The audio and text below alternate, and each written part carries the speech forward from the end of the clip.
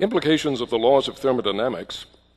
First of all, we have to realize that just using proven physical laws of chemistry and physics, using what science has proven to such an extent that it's actually merited the position of a law, something that whenever it's tested, no matter how often, no matter by who, we always get the same result. When we're using pristine pure science like the laws of thermodynamics, which Einstein said would never be overthrown by the advance of science, you would think that it would be an open and shut case. You would think, well, the evolutionists would just fall over dead in front of these overwhelming, unassailable scientific facts. But there is a problem you have to be apprised of. Whenever you debate, whenever you witness to someone, whenever you just have a conversation with an evolutionist, you have to really cut through a big smokescreen. You have to cut through a big premise they have that is not correct, is not logical, is not legitimate.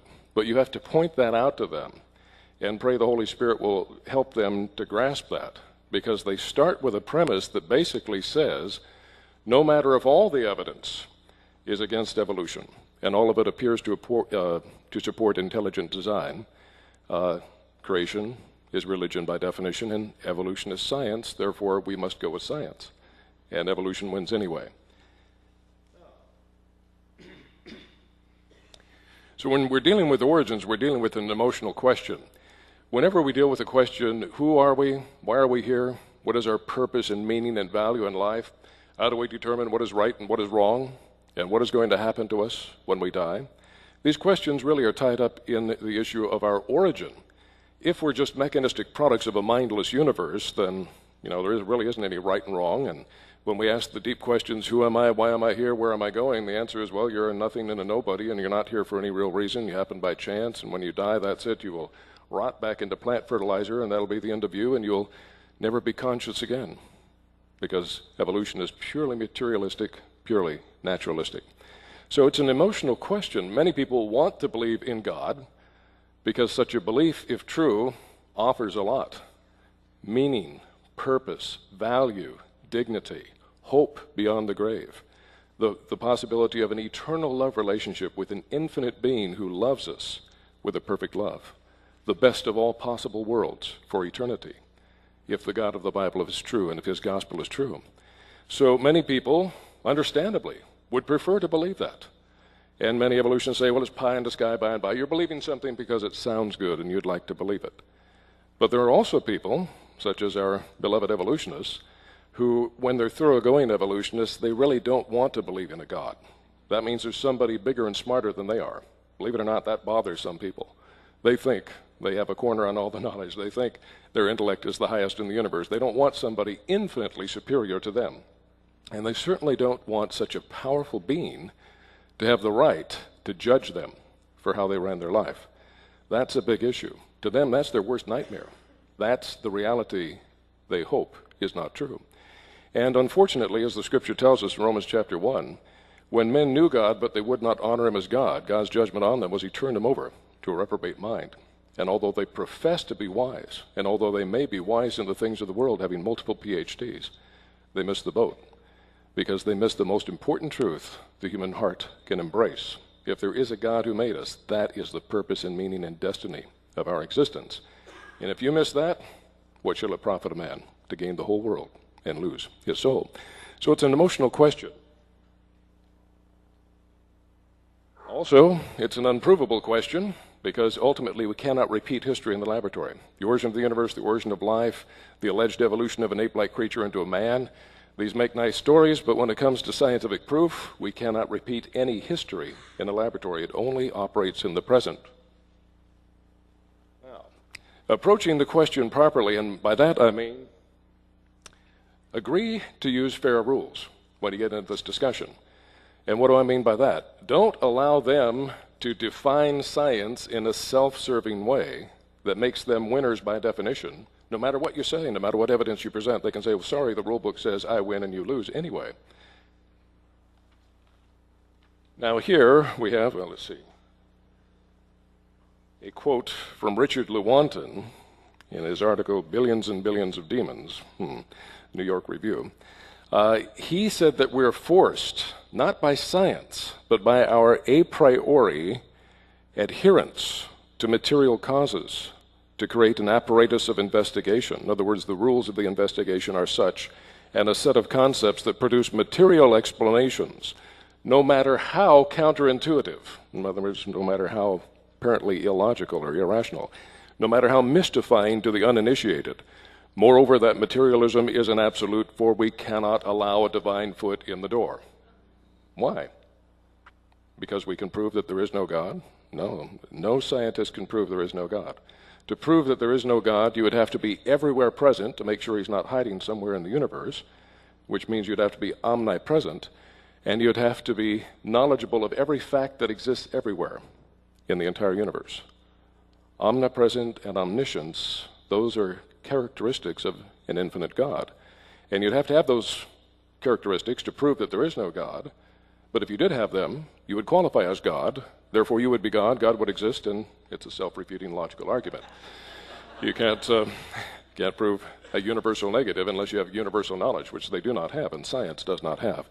So why can't they allow a divine foot in the door? The answer is because they jolly well don't want it. Philosophically, it is unpalatable to them. Now, we live in a free country. Under the U.S. Constitution, First Amendment, you can believe anything you want. You can even believe things that are stupid, and it's legal. Isn't that a wonderful thing about the U.S.?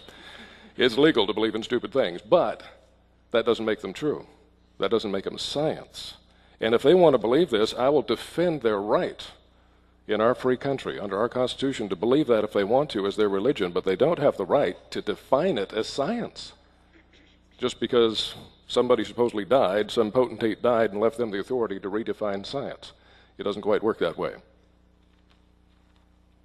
Now, this definition of religion I love from Random House College Dictionary: a set of beliefs concerning the cause, nature, and purpose of the universe.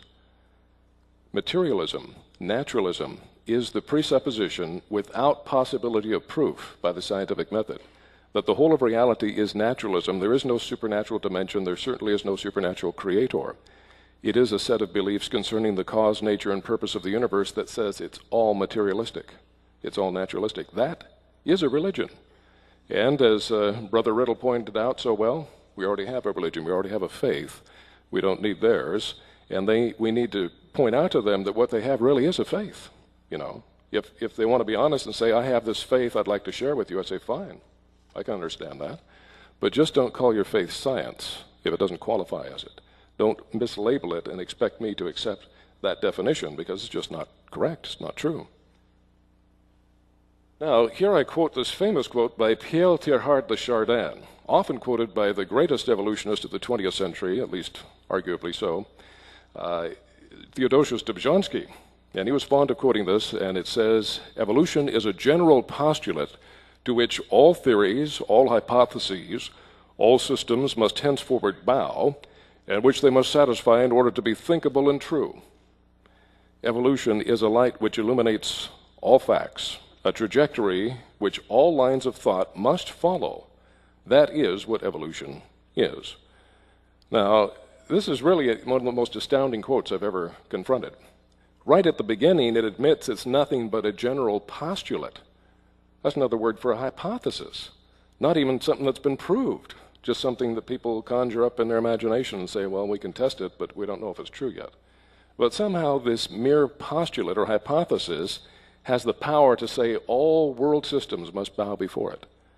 And you know what? If you don't stop and say, wait a minute, you don't have the authority to do that, they'll run right over you and say, hey, Theodosius Dobzhansky, Th de Chardin say so. So, what is it about their names that makes them right? Dropping names doesn't determine truth. And if it's just a postulate, it has to go through what every other postulate has to go through, proof by the scientific method. That has not happened for evolution. So I like to know what happened to the classic definition of science. The classic definition of science is the search for truth, whatever that truth may be. And the truth just may be that naturalism doesn't work, that nature, by her laws of chemistry and physics, did not create us and was not responsible for our origin. That may be the truth. And real science is interested in finding the truth, whatever the truth may be. It doesn't start by defining, well, we're not going to look in this area. It might be true, we can't prove it's not true, but we're not going to look in that area, and we're going to define that area as non-scientific by definition. namely supernatural creation. Guess what? Supernatural creation just might be true, and science can't prove it isn't true. So here we have the Orwellian thought police coming along and saying, look, you can search for truth, but only how and where we tell you to. See, everybody says, oh, we want to be free, we want freedom of religion, freedom of speech. And yet some of the greatest bondage in academia is this false definition of science that says you can only search for truth where we tell you to search and how we tell you to search. We need to call them on the carpet about that. So science, when redefined as materialism, says you may search for truth, but only where and how we tell you. Only materialistic explanations are allowed. Now the problem. What is the problem? When you allow your opponent to define the rules of argument, you lose. If they get to set the definition, guess what? They're always going to define the rules in such a way that no matter what happens, they win and you lose. For example, the first rule, since I get to set the rules, you've conceded me that right. I set the rules and you don't. That's the first rule. Okay? Then what's the second rule? Heads I win, tails you lose. Okay? So when your opponent is allowed and conceded the authority to define science in a self-serving manner, he controls the rule book. You're never going to win in that situation. It doesn't matter if in a football game you score all the touchdowns, or in a basketball game you get all the hoops. If the rule book says you lose by definition, it doesn't matter. And that's literally the position the evolutionists have put themselves in. Well, it doesn't matter. Well, it doesn't matter what evidence the evolutionists or the creationists have. It doesn't matter what arguments they have. We have real science on our side. Says who? Their own self-serving definition. We've got to take that away from them. They don't have the authority. Nobody died and bequeathed to them the right to change the classic definition of science, which is the search for truth, whatever that truth may be. So the conclusion, the search for truth's own sake, is unimportant, according to their definition. The only thing that matters is that a materialist victory is assured by controlling the definition of science, quote unquote, so that no matter what, they have to win, by definition. Now, it literally doesn't matter if all the evidence supports intelligent design and contradicts naturalistic evolution. You say, well, it's not that extreme, is it? It is. I quote here Dr. Scott Todd, an immunologist at Kansas State University, and he wrote this in Nature magazine. He said, even if all the data, notice all means all, even if all the data point to an intelligent designer, such an hypothesis is excluded from science because it is not naturalistic. End of quote. Now, what would they do if creationist scientists got up and said, even if all the data point to Darwinian evolution as being true, such an hypothesis is, not science because it's not supernaturalistic? Why, they'd scream and cry, and oh my goodness, you'd think the world would end. But we're supposed to put up with that. They wouldn't tolerate it for 1 second. But we're supposed to be so meek and mild, we'll let them get away with this illogic. And we have to put our foot down and say, look, we're willing to discuss, we're willing to talk, we're willing to debate, but let's level the playing field. Let's not start with a definition that guarantees that you win no matter what, because you define yourself as a victor by how you define the word science.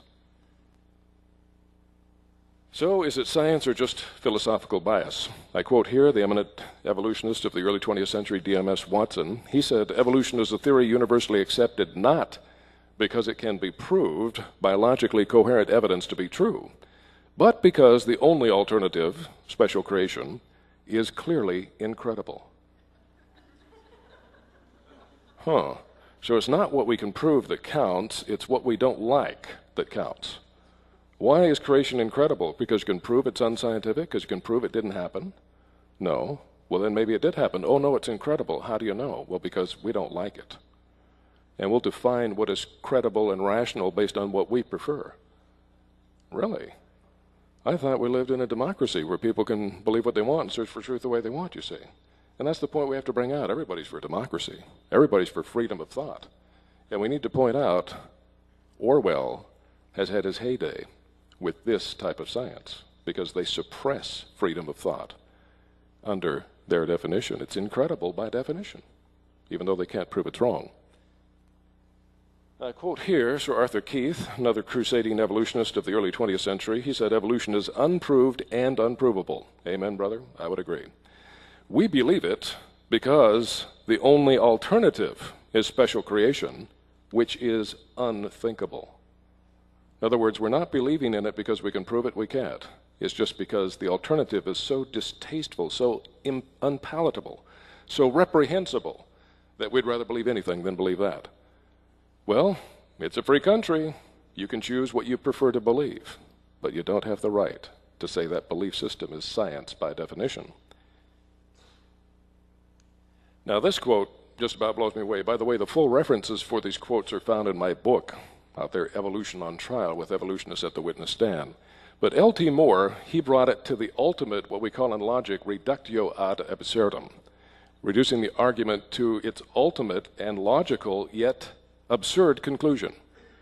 He said, the only alternative to evolution is the doctrine of special creation, which may be true, but is irrational.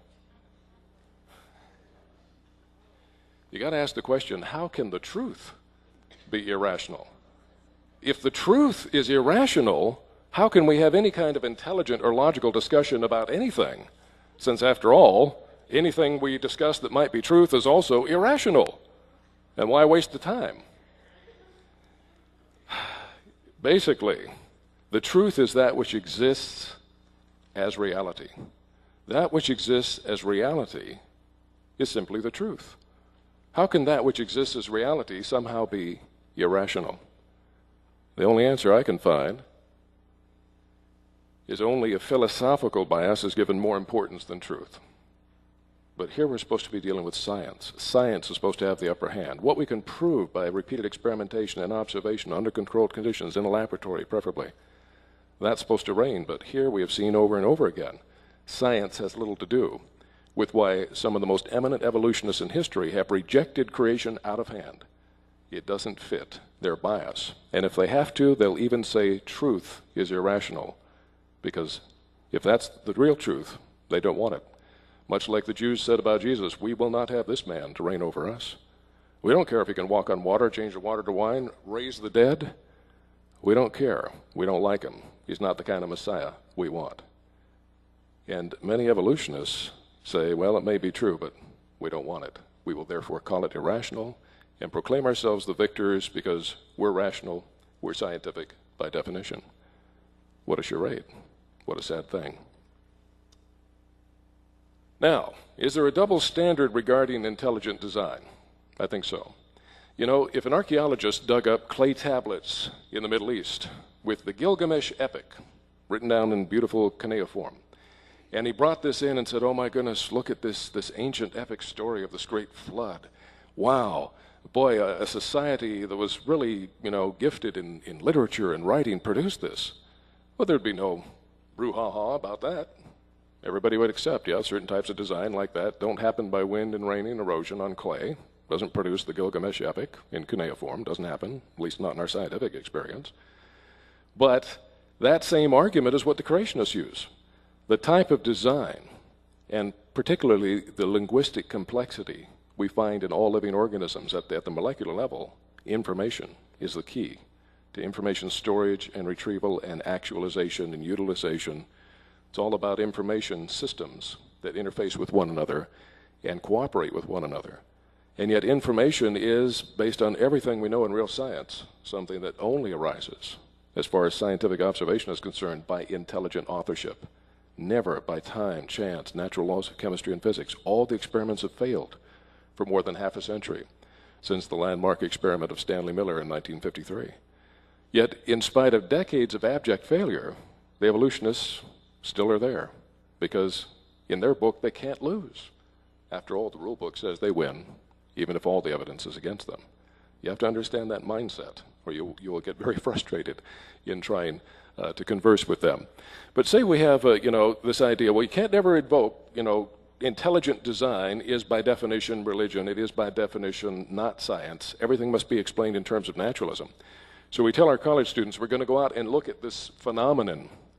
And before we go, remember the rule book says you can't invoke intelligent design and control procedures to explain this, okay? So then they take them out and they look at what? Mount Rushmore.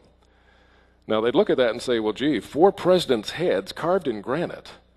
How did that get there? Based on everything we know in our life experience and in observation and science, they had to take that information, which we knew from eyewitnesses who drew portraits of Jefferson and Washington and actual photographs of Teddy Roosevelt and Abraham Lincoln, and they used that information to impose a precise facsimile or replica in granite at Mount Rushmore. That's the only way we know, based on any science, that that happens. It doesn't happen by wind and rain and erosion and squirrels burrowing into the rocks, at least not in our observation. But they know they want to get an A on the test. So they go, well, doesn't seem to make any sense, but I want to get my A, so I'm going to say, isn't it amazing what wind and rain and erosion for millions of years and squirrels burrowing in the rocks did? 4 presidents' heads in granite. That's the sad irony of what's going on. It's like, as one scientist called it, the elephant in the living room. The name of the elephant is intelligent design. And he said, you know, to make a living in the field of biochemistry, you have to live with the elephant in the living room, but you can never acknowledge it's there. It takes up space, it stinks, it defecates, it trumpets, it throws hay all over the place, and all the while we have to swear it's not there, because if we acknowledge it, we'll lose our job. The elephant in the living room is all over this universe. The fingerprints of the Creator are there. But many in the scientific community are intimidated and will never admit it. They'll go with the standard definition of naturalism. They want to keep their job. So we have a two-edged sword of science when it comes to the creation-evolution issue. And this, I quote Francisco J. Ayala, a very eminent evolutionist geneticist, and he said, a hypothesis is empirical or scientific only if it can be tested by experience. A hypothesis or theory which cannot be, at least in principle, falsified or proven false by empirical observations and experiments does not belong to the realm of science. And with glee, they exult and say, well, therefore, creation doesn't qualify as a scientific theory because we can't test it, we can't observe it, we can't call down the Creator and ask Him to do a miracle of creation for us. We can't go in the past and observe whether or not He did create the universe and life and man. And that's a legitimate criticism. We ultimately believe the doctrine of creation by faith. Now, that doesn't mean there isn't any evidence. I think there's a reasonable faith based on the weight of the evidence. That's how we make decisions in a court of law. The jury didn't see the crime happen, but they look at the weight of the evidence and they judge that beyond reasonable doubt this is true. Even though they didn't see it with their own eyes, the evidence is sufficient that it is a reasonable faith beyond reasonable doubt. And that's our faith in creation. We could say it's a reasonable faith. It fits the facts with the least number of problems and contradictions, and it is not contradicted by any known real facts of science. I'm not saying theories and philosophies. Lots of theories and philosophies in the world contradict the Bible, but they're just theories and philosophies, sometimes masquerading as scientific fact. Real, empirical, demonstrated facts, we don't disagree on at all. We have all the same evidence, all the same facts as the evolutionists. The only thing we disagree about is the interpretation, the history. How long it took, basically, is one of the big differences we disagree on. We look at the same physical evidence in every field of science. We just disagree on the history of how it came to be.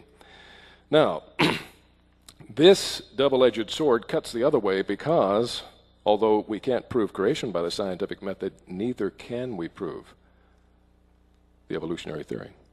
Can we go back in a time machine and observe the Big Bang and the evolutionary origin of the universe, or the origin of the first living cell, or cell evolving into marine invertebrates, fish, amphibians, reptiles, mammals, apes, finally man, over billions of years of time?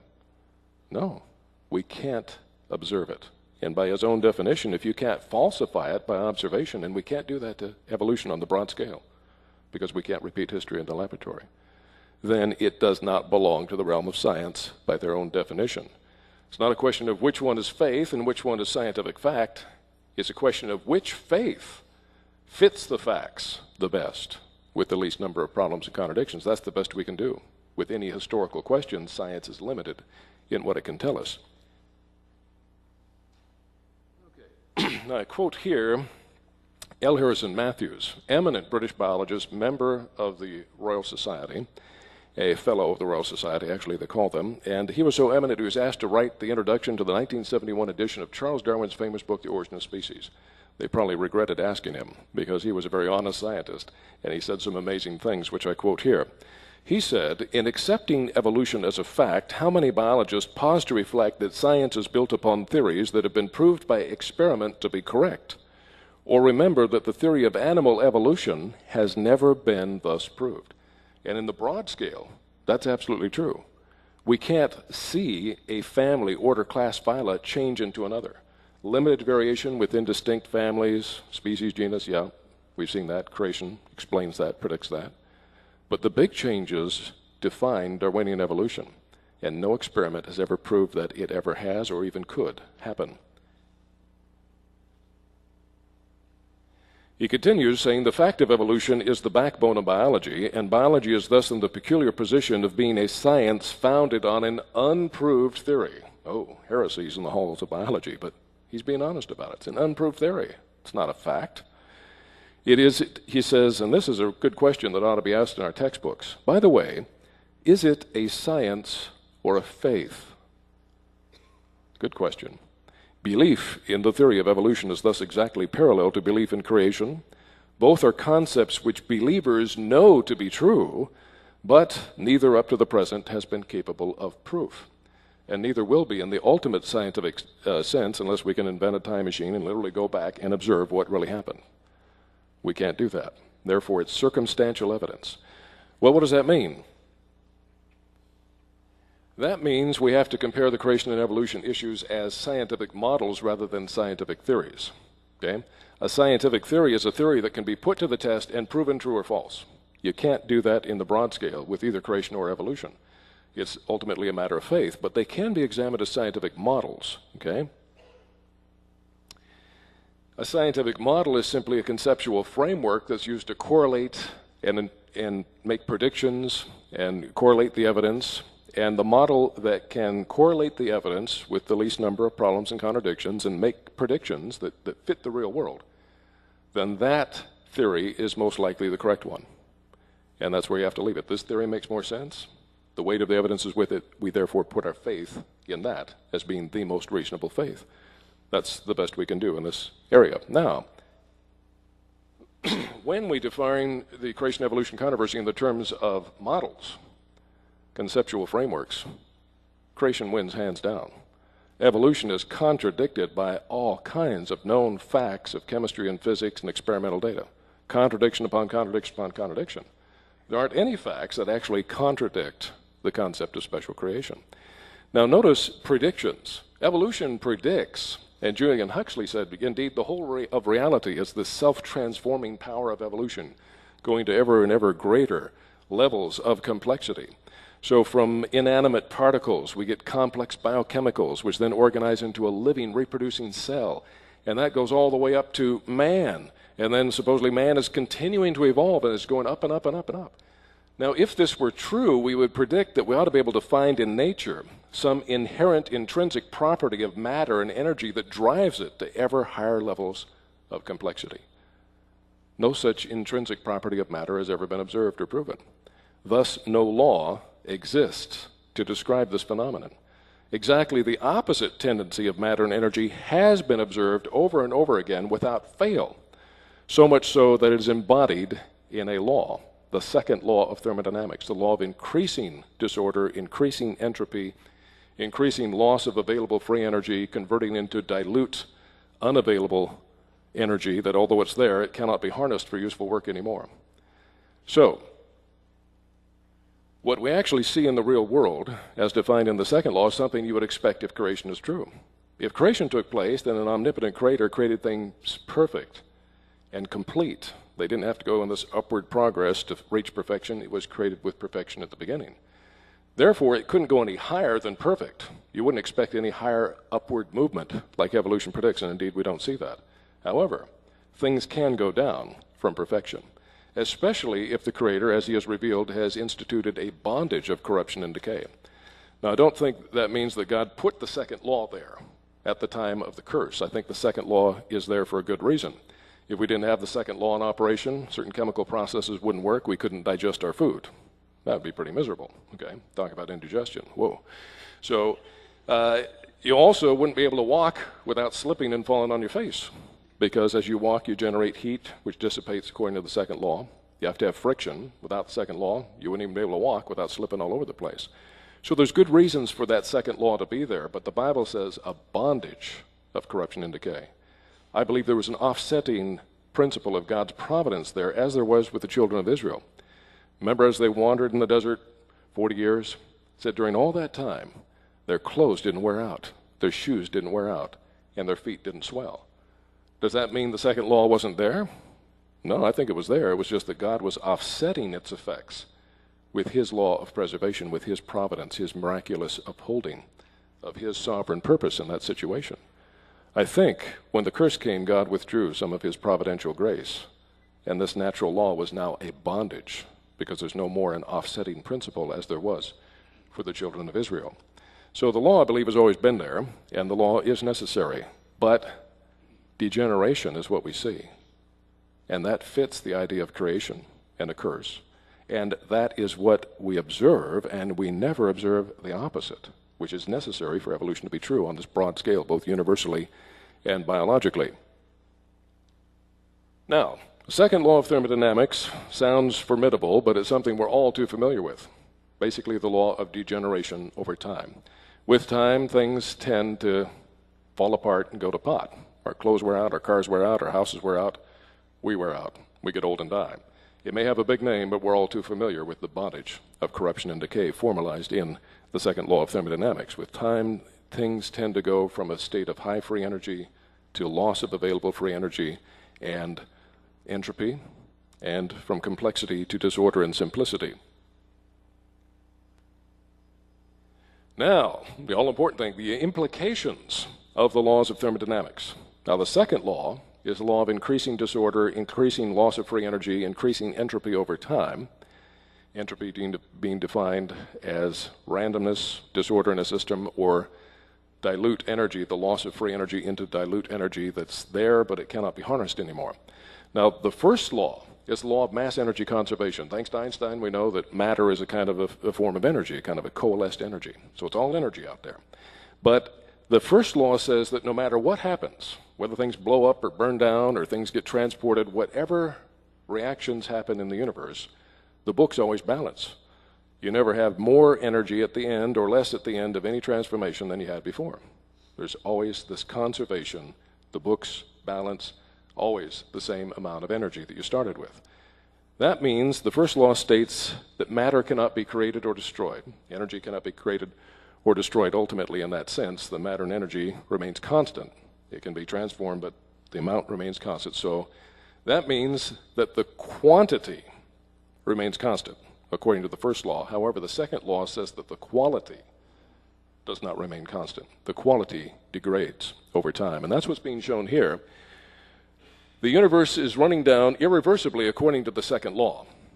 That means it will eventually reach the ultimate heat death or total entropy, where there'll be no more free energy available anywhere in the universe. It'll all be dilute entropy. Everything will be dark and cold. No life, no useful work can be done anywhere in the universe. Now, since it's irreversibly running down, what does that mean? The universe cannot be infinitely old. The evolutionists would love to have an infinitely old universe that's eternal, and therefore that's their eternal God instead of the eternal creator. But the second law, proven science, says it can't be.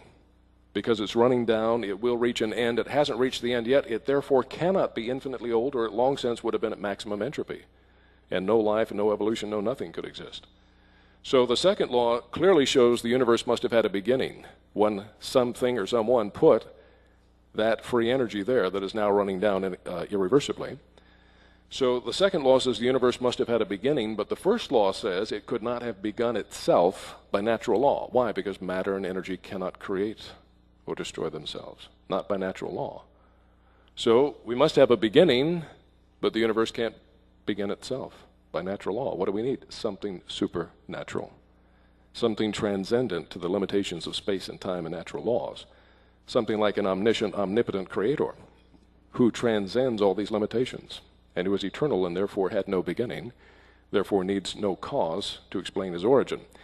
Now this is basically classic scientific cause and effect reasoning. If ever there was a scientific law, it is the law of cause and effect, which states that for every effect there must be an adequate cause, and that no effect can be greater than its cause. An effect may be lesser than its cause, but never can an effect be greater than its cause. And for every effect there must be an adequate cause. All of science is based on that single axiomatic law being true. If cause and effect relationships and this law is not true, then there is no such thing as science. The scientific method would be impossible to employ. If you don't believe in cause and effect relationships, how could you ever run an experiment? It is accepted axiomatically that this is true scientifically, because if it isn't, there isn't any science to talk about. It's that fundamental. So using the scientific law of cause and effect, we can go through a logical syllogism here. First point, the universe, including time itself, can be shown to have had a beginning. Even the evolutionists agree with that today. Yep, it had a beginning.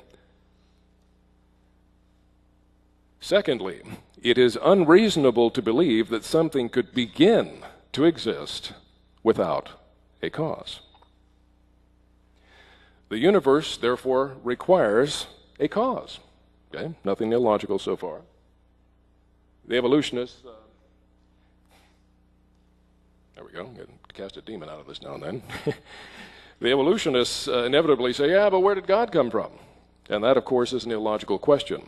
It's akin to asking the question, to whom is the bachelor married? Haven't figured that one out yet. Well, when somebody asks a question like that, you know right away they don't understand the definition of the words they're using. You see, God the Creator, by definition, is an infinite, eternal spirit, without beginning, without end, not bound by time, the creator of time, therefore transcending any need for a beginning.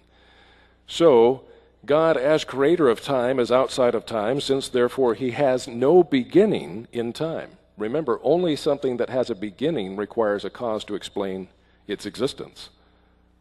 God, by definition, had no beginning, will have no end, is eternal, and there's nothing illogical with something being eternal. It is illogical, though, for something to have a beginning like the universe and not have an adequate cause. They can say, well, something else was eternal that caused it. We'll see what their other eternal God is that they like to invoke. But since he has no beginning in time, he has always existed, so he does not need a cause to explain his origin.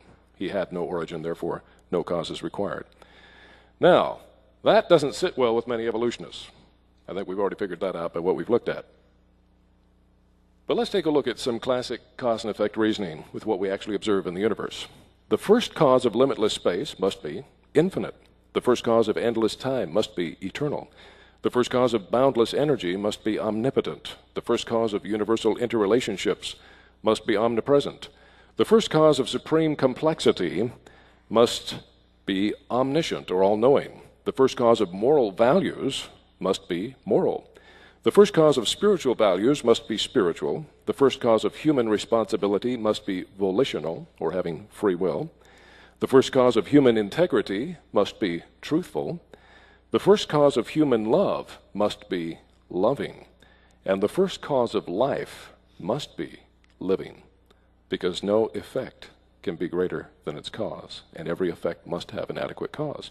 The conclusion is that the cause of all these phenomena we see in this universe must be a living, loving, truthful, volitional, spiritual, moral, omniscient, omnipresent, omnipotent, eternal, infinite being.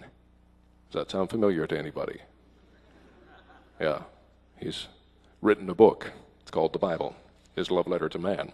And science shows us that a God, such as the God revealed in the Bible, must exist based on real science, cause and effect relationships. Now, unfortunately, for those who say we cannot allow a divine foot in the door, cause and effect goes out the window. The axiomatic, basic pillar truth of science is thrown out because, by all means, we cannot allow a divine foot in the door. And so nothing to them is preferable to God. Nothing. Now, you think I'm kidding? Again, the full references for these quotes are in my book, Evolution on Trial.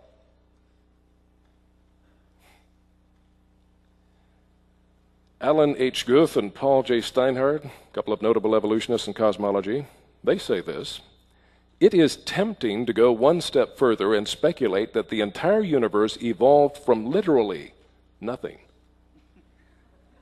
You got to ask the question, why is that so tempting? What's tempting about it?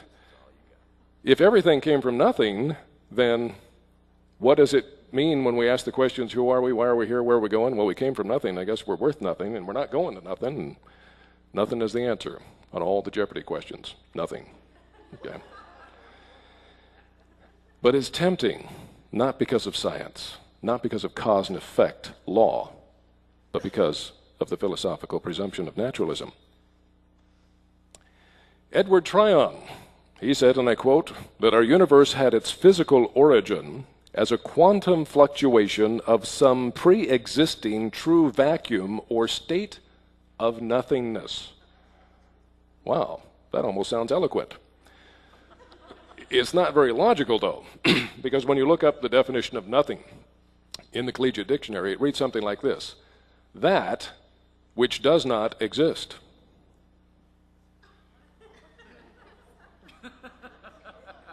So all this eloquent elocution has told us that we all came from that which never existed. And if you don't believe that, well, you're just stupid and unscientific, by definition. Nobody would really accept that. But we have to point it out in the reductio ad absurdum fashion to point out that their conclusion is logically absurd. From nothing comes nothing. From that which does not exist, you can't get everything that does exist. Talk about an inadequate cause for the effect. That which doesn't exist creates everything that does exist because they want it to be so. And they define it as science. Finally, I quote here Paul Davies, very rabid evolutionist. He says, and I quote, "This quantum cosmology provides a loophole for the universe to, so to speak, spring into existence from nothing without violating any laws of physics." Well, I guess that would be the case. How can nothing violate anything since it doesn't exist? I wouldn't worry about laws of physics, wouldn't worry about anything. We all came from nothing. Don't worry. It's not worth it. It's nothing. Okay. Now, I quote here again Paul Davies, the man I just quoted. Notice what he admits, though, when he's pinned to the wall. He says, "No theory can rule out divine creation. Scientific theories are simply proposals for how the world is to be tested by observation. There is no logical impediment." No logic, no science. That is an impediment to God existing, or in this case, creating the universe 5 minutes ago in its present state, complete with human memories. In the end, a theory stands or falls on whether human beings consider it reasonable. Now, I hope I pounded this issue home tonight. Why is there such a battle over the word rational, reasonable, and scientific? Because ultimately, what human beings consider to be rational, reasonable, and scientific is what's accepted as science. Isn't that interesting? If they can control the definition of what is reasonable and rational, they win. And that's where a lot of the battle has been fought in recent years. Now, what we have here is a problem, because we have proven physics, which Einstein said would never be overthrown, which Isaac Asimov said is the most powerful generalization scientists have ever been able to make about the universe, the laws of thermodynamics. And it says there's a natural tendency for everything to go downhill toward greater disorder, greater increase of entropy, greater loss of free energy. It's irreversible, and every test ever done has confirmed it. That is going against something that has never been observed in the history of science, that these big changes, species, order, class, phylum, kingdom, could happen from nothing that then turned into something that then evolved. When we're going to be scientific, we ought to, whether it's philosophically likable or not, we ought to let the scientific facts sit in judgment on a theory. But they don't. They let the theory sit in judgment on the facts. And we got to point out, hey, are you doing that? Because that's not legitimate. Now, of course, they do have an answer to the problem of the second law of thermodynamics. How do we get all this great increase in order? Well, it's because the Earth is an open system. You see, the second law they claim is defined in the terms of an isolated system without any energy or matter entering it. And in such an isolated system, yes, the entropy must also always increase. The disorganization must always increase over time. But it so happens that the Earth is an exception because it is open to the energy from the sun, and this influx of solar energy is more than sufficient to overcome the degenerative effect of the second law and allow enormous complexity to build up over billions of years. Sounds like a good story, but it doesn't really work.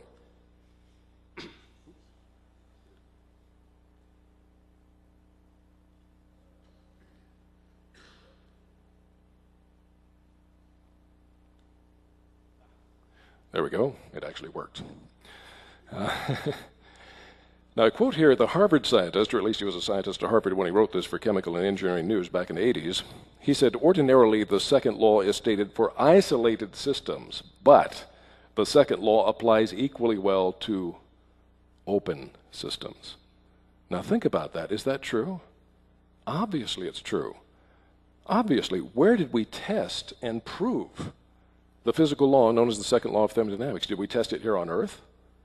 Well, then how did we prove it? After all, it doesn't apply on Earth. Earth is an open system. Obviously, just because energy is available doesn't negate the function of the second law. We test it here. We prove it here.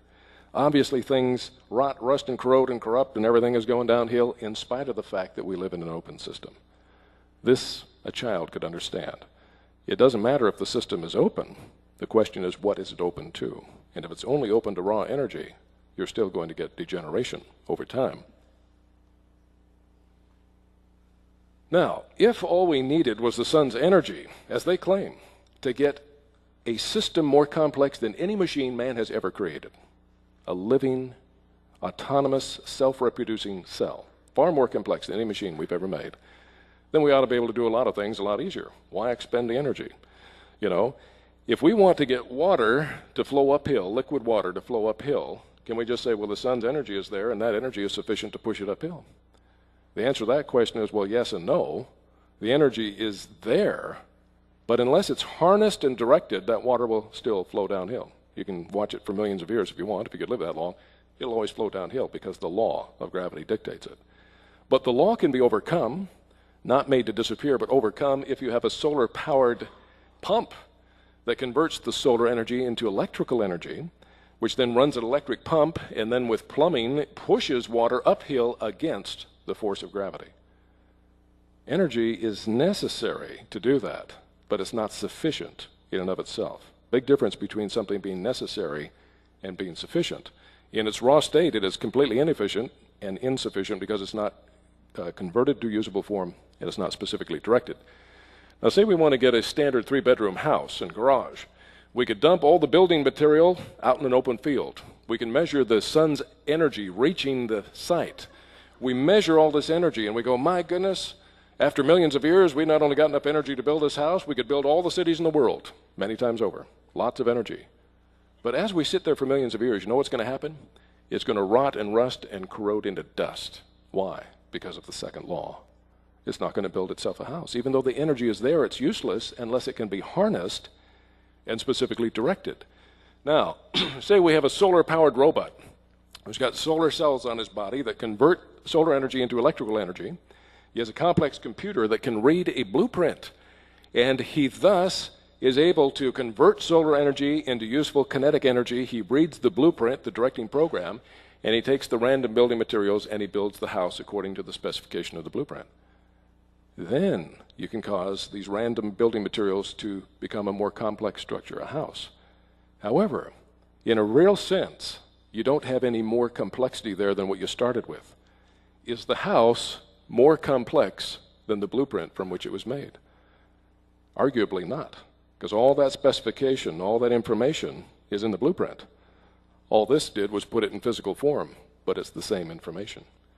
The question is, where does that information come from that allows you to overcome the second law through a system that can convert energy and specifically direct it to build up complexity?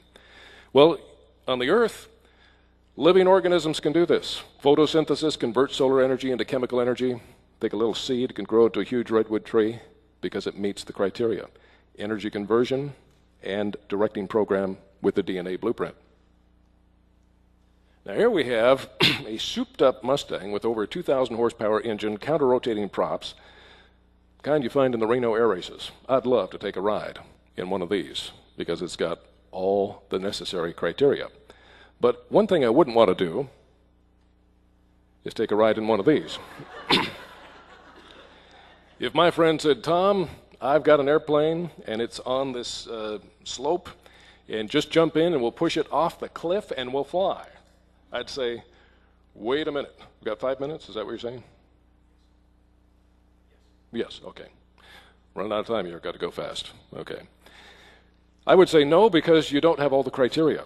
You have a fuselage, you have an engine with 2,000 horsepower that can rev like crazy, but you can't convert that raw energy into thrust because you have no propeller to convert the energy.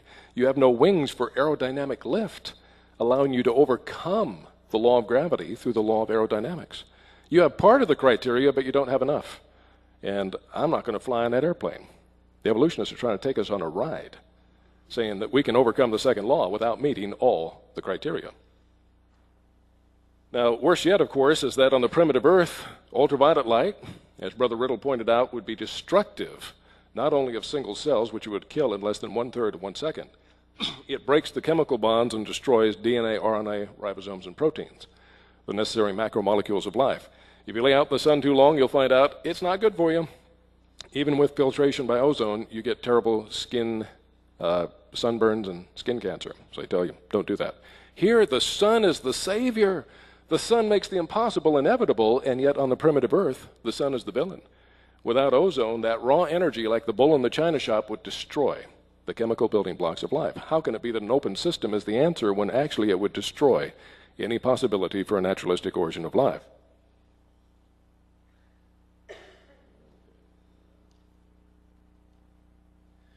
Even George Gaylord Simpson, one of the most rabid evolutionists of the 20th century, he admitted the simple expenditure of energy is not sufficient to develop and maintain order. A bull in a china shop performs work, amen, but he neither creates nor maintains organization. The work needed is particular work, okay, not just rampaging and breaking all the china. It must follow specifications, information, a blueprint. It requires information on how to proceed. So we have 4 essential criteria that must be met in order to overcome the second law and produce any significant amount of increase of complexity. What are they? Number 1, the system must be open to the environment. We agree with the evolutionists on that. Number 2, an adequate influx of energy must be available. We agree about that. Number 3, the system must possess an energy conversion mechanism, like photosynthesis in plant life, or metabolic energy conversion systems in other life forms, to convert harmful raw energy, in this case solar energy, into a useful form of chemical energy. And fourthly, a directing program, a blueprint or genetic code, must exist to control the conversion machinery and to direct the converted energy into the creation and maintenance of complexity. Nowhere in this observed universe have we seen the second law overcome or complexity to build up on any significant scale unless all 4 criteria are met. But here we have a problem. With the Big Bang, the primordial egg that popped out of nothing into something and then exploded, that is the ultimate isolated system.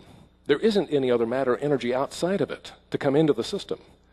Their own definition, they agree, in an isolated system, everything must go in the direction of greater entropy. How can you have an explosion which increases entropy and then it coalesces into a very complex, far more complex universe than that little thing you started with? You can't have that because it violates the second law, even according to their own definition. I've used this in debates for decades. The evolutionists never have an answer, other than they ignore it, and they usually ignore it in the rebuttal period as if it didn't exist. For the origin of life, the last 2 criteria are absent. You do have an open system, you do have an influx of energy, but you don't have an energy conversion system because you don't have photosynthesis or metabolism, very complex chemical systems, and you don't have a blueprint, DNA. In fact, the sun's energy would destroy any of those things in an open system under those situations. So, the evolutionist Charles J. Smith, he points out this explanation, an open system, however, is not completely satisfying because it still leaves the problem of how or why the ordering process has arisen, an apparent lowering of the entropy. And a number of scientists have wrestled with this issue. Bertalanffy, clear back in 1968, called the relation between irreversible thermodynamics and information theory, one of the most fundamental unsolved problems in biology. Well, I've got news for them. It's still unsolved. They have never given an adequate answer to this lethal contradiction. Now, some claim that Ilya Prigogine in 1977 got the Nobel Prize for solving this problem. That is demonstrably false. For one thing, he never claimed he did. He was surprised he got the prize. He said he'd never worked in the laboratory for years prior to receiving it, and what you can prove in the laboratory is real science. But notice, Ilya Prigogine received the Nobel Prize in Chemistry for using thermodynamics, in the words of the Nobel Citation Committee, to, quote, bridge the gap that exists between the biological and social scientific fields of inquiry. Whatever in the Sam Hill that means, I'm not sure. But I know this much, it doesn't say he solved the problem for the second law of thermodynamics poses for a naturalistic origin of the first living cell. They never said he did. He never said he did. In fact, the boldest statement we can find Prigogine making is this: what was the role of dissipative structures in evolution? It is very tempting to speculate. All right? That prebiotic evolution corresponds essentially to a succession of instabilities leading to an increasing level of complexity, end of quote. Since when has being tempted to speculate merited the Nobel Prize? You know, I'm tempted to speculate all the time. I wish they'd give me one. I'd like to have it. In fact, I'm more than tempted. I do speculate. And I speculate that this speculation is not worth speculating about. Okay? But the point is, being tempted to speculate doesn't cut it. He never proved it in the laboratory. He used incredible, just utterly incredible assumptions in his model. And he said, well, the math works. Yeah, but you have to understand, it's the assumptions, not the math, that determines whether it's true. If I assumed that a man could carry 1,000,000 pounds on his back, and I assumed that with that burden he could run at a speed of 1 mile per second, my math would correctly compute such a man could transport a burden of 1,000,000 pounds over a distance of 10 miles in 10 seconds. Anything wrong with my math? No. What's wrong is the assumptions are blatantly unscientific and absurd. Never have we seen a man able to do that. And to assume it without scientific proof is just speculation. It doesn't matter what the math says. Okay. Shattering the crystal illusion, we got to go quick here. Some say, well, desperate to have some physical example in the real world, they say, well, crystal formation shows a violation of the second law. No, it doesn't. What happens is because the valency or bonding of these atoms, as it loses energy, actually you have less free energy in the crystal than the solution from which it forms. It proceeds, crystal growth proceeds with a decrease in free energy. Thus, rather than being a violation of the second law, it's actually an example of the second law in action. It proceeds with a loss of free energy. It produces repeating structures that carry little or no information, like this: ABC, ABC, ABC, ABC, ABC. Well, there's order there, but there's not real information. Life is characterized by information. Information like this. This sequence of alphabet letters carries a message, not just short repeating sequences like a crystal. Even the eminent evolutionist scientist and chemist Peter T. Mora, he said, and I quote, crystallization occurs because it leads to the lowest energy state and to the most stable arrangement of atoms or molecules under the given conditions because of valency. Crystallization leads to simple, very uniform repeating structures which are inert. These structures do not function and are not designed by function. They're about as dead as inanimate matter can be. They have not the free energy or the information required for biological macromolecules like DNA, RNA, ribosomes, and proteins. It's the worst analogy one could use for overcoming the second law. Even Ilya Prigogine, whom they love to quote, admitted this. He didn't try to say crystals give an answer. He said dissipative structures, which he never proved. But he said, unfortunately, this principle of crystal formation cannot explain the formation of biological structures. The probability that at an ordinary temperatures, a macroscopic number of molecules is assembled to give rise to the highly ordered structures and to the coordinated functions characterizing living organisms is vanishingly small. Or in other words, well less than 10 to the 50th power or 10 to the 100th power, which is a Google, not the one on the internet. Okay. Now, in utter desperation, some evolutionists have said hurricanes and tornadoes show violation of the second law of thermodynamics. Why? Because there's order there. Look at the beautiful design of the whirlpool. Look at the beautiful design of the tornado. Yeah, and look at it, what it does when it contacts anything. Ask the people in Florida. how much better things are after a hurricane passes through. You know, it reminds me of the famous quote by Sir Fred Hoyle. He said the idea that evolution would work by these random processes is analogous to a tornado running through a junkyard and assembling a 747 from the junk, in flight, fully fueled, and going. Boy, Boeing would be put out of business if we could do that. But it never happens. What has happened here is that raw solar energy interacting with the atmosphere has produced another form of raw energy that has order but not complexity, not linguistic complexity, and if it tangles with anything, it destroys complexity, like the rampaging bull in the china shop. It is not a solution.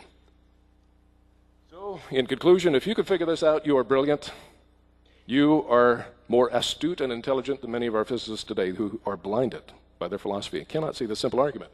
If we have a bunch of random automobile parts and we want to get a Cadillac, you put them in front of a factory, you supply the energy, it goes through the factory, the workmen read the blueprint, the robots follow the specifications, and you get beautiful Cadillacs at the end. Increase from random parts to Cadillacs.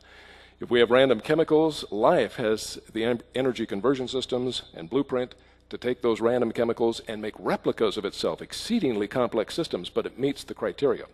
On the primitive Earth, you might have some random chemicals, very few. Never have we produced all the ones that are necessary. But raw solar energy would produce greater randomness because it destroys them, like the bull in the china shop. You can't convert it to usable form. You can't specifically direct it. Without that, without those criteria, a naturalistic origin of life is utterly excluded by the proven second law of thermodynamics. In conclusion, I quote the famous scientist Sir Arthur Eddington. He said, "If your theory is found to be against the second law of thermodynamics, I can give you no hope. There is nothing for it but to collapse in deepest humiliation." End of quote. That would be my concurrence in that regard. Romans 1:20 says, "For ever since the creation of the world, his invisible nature and attributes, that is, his eternal power and divinity, have been made intelligible and clearly discernible in and through the things that have been made, his handiwork, so men are without excuse, altogether without any defense or justification." I think that's self-explanatory.